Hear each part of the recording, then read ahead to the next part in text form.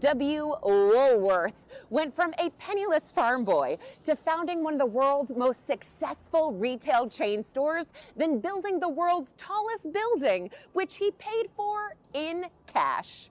Frank Winfield Woolworth grew up in the 1860s, hating the work on his family's farm.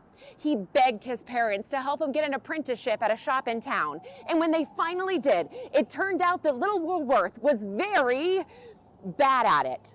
Like, he was really bad at it. He didn't know what anything was. He didn't know how to do any of the things, and he didn't even really know how to talk to people. He was very awkward.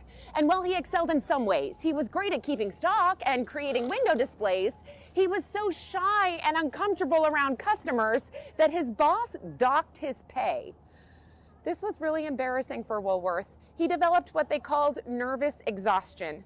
He moved back home, and he grew so depressed that his family asked a young lady, Jenny Creighton, to help care for him.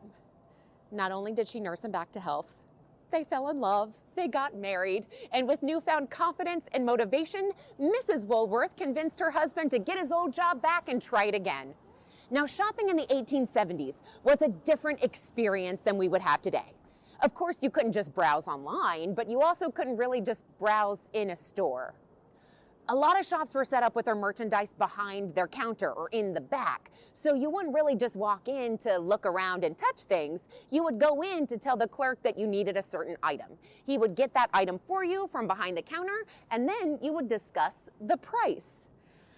Yeah, price tags weren't really a thing back then, and oftentimes prices weren't fixed. Customers were expected to haggle over how much to pay for each item, and different people might pay different prices for the same item.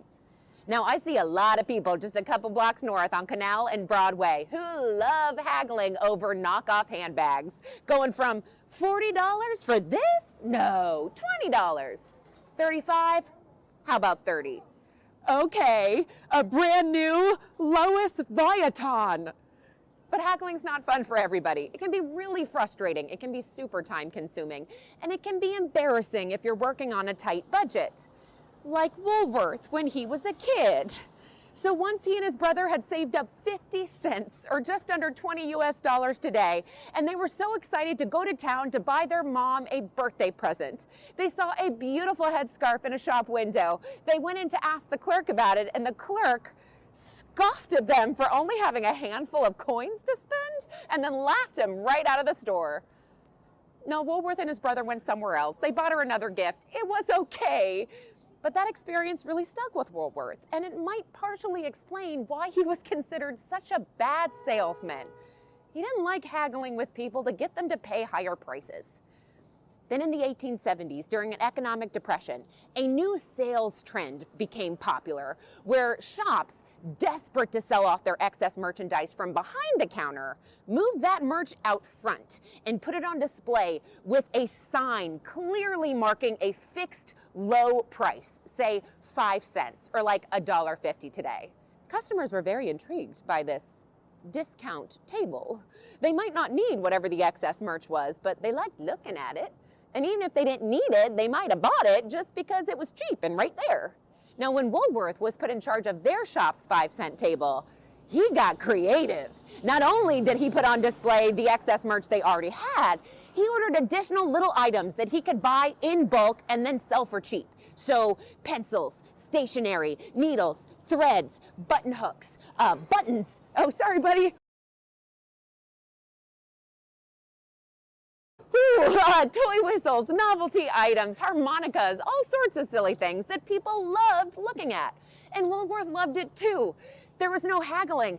There was no embarrassment. There was no asking an awkward store clerk to go get you something from behind the counter just so you could look at it. It was all there, out front, on display. The merchandise sold itself. And for only 5 cents, it was an affordable and dignified shopping experience that even a poor farm boy could enjoy.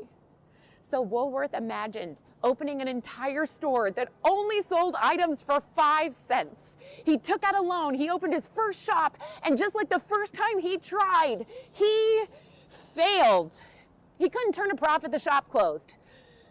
That nervous exhaustion started to creep back in, but he had his wife with him and a couple of daughters now, and he had figured out a valuable lesson. Shoppers at the time were not shopping just to shop. They went to a store when they knew they needed a certain item. His 5-cent table had been successful, but not because people went there knowing they needed an item that he may or may not have had. They were just walking by and happened to see it and thought, well, I don't not need a toy whistle. And it's only 5 cents. What a bargain. I'll take 3. But if a bargain had not been on their shopping list, they wouldn't have thought to seek out Woolworth's first 5-cent store, which was on a side street. Ah, that's why it failed. The phrase location, location, location had not yet been coined. He needed to figure out that he needed his shop in a major, main, busy location where folks would just be walking by so that he could catch their eye with his beautiful, big bargain 5-cent signs, lure them close with his elaborate artistic window displays, and then invite them into his shop. Not to ask a clerk for a specific item they already knew they needed, but just to shop, just to look around at all the merchandise that was right out there on display. You can pick it up, you can touch it, try it out before you buy it. You don't have to shop for what you know you need. You can shop for what you might need. You can shop for what you might want. You can shop for just a bargain, or you can shop because at Woolworth's, shopping was fun. So when he tried again, he opened his next shop on a major street, and finally, Woolworth succeeded. And people had a lot of fun shopping at Woolworth's. It only took a couple months before he recruited his brother to help him open a second location, and then a third. Only this time, they thought, in addition to selling items for only 5 cents, how about we also sell items for 10 cents, which made a lot of sense. So the Woolworth Brothers 5 and 10 cent stores, sometimes called 5 and Dimes, became so successful they multiplied into over 1,000 locations across the world. So by the time Woolworth was ready to build his big old office tower, he knew the importance of being in a location where he would be seen.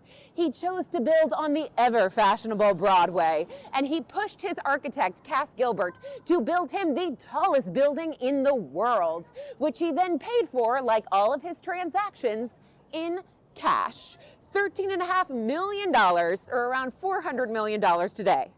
Now, do not think that meant Woolworth wasn't stingy. He did allegedly ask Gilbert to design the building for free in exchange for publicity. Now, when it opened, 1913, President Woodrow Wilson from Washington, D.C., flipped a switch that turned on 80,000 light bulbs set up around the Woolworth building to illuminate it for miles around. Those lights had been designed by Thomas Edison for free in exchange for publicity. Thousands of people clamored to see inside what quickly became called the Cathedral of Commerce. They would ride what were then very high-speed elevators up to the top of what was then the tallest building in the world. And from the 58th floor observation deck, they would look down at the teeny tiny city below and try to count up all the little Woolworth shops that dotted the major streets.